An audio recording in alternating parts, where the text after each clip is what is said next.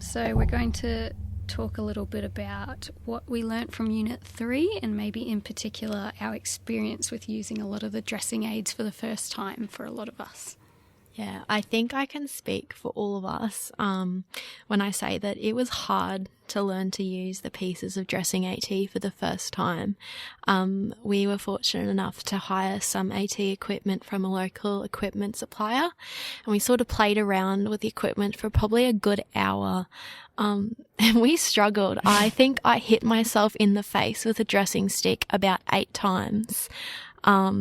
And it hurt. It did. And it was hard. Like, I think a lot of the videos out there that show how to use AT, especially like the dressing equipment, they make it look so simple, and it really isn't.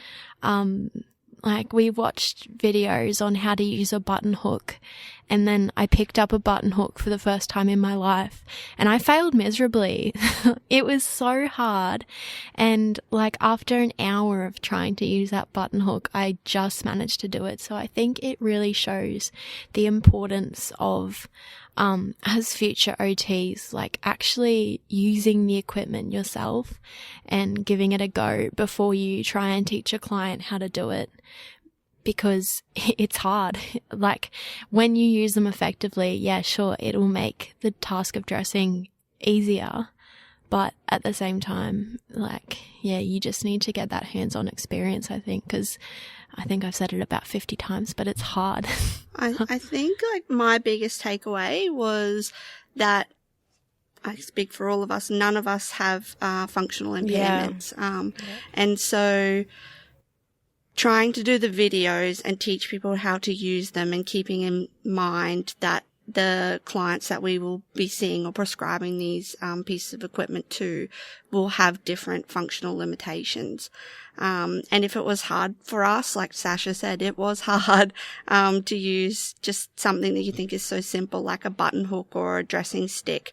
You definitely have to keep in mind how that would be even more difficult to use if you had limited use of one upper limb or something like that.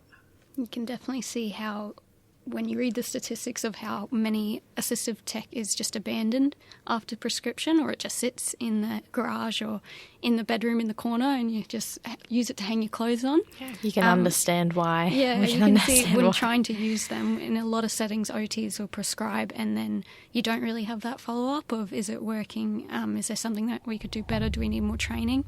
And yeah, those statistics really come to light when you try to use it and you're like, no, this is very difficult. I see why they just abandon it altogether. Yeah, definitely. I think it just really emphasizes the importance of education surrounding the use of AT. Because, yeah, like you said, otherwise it will just sit in the corner of their bedroom and they will continue to struggle with that component of dressing.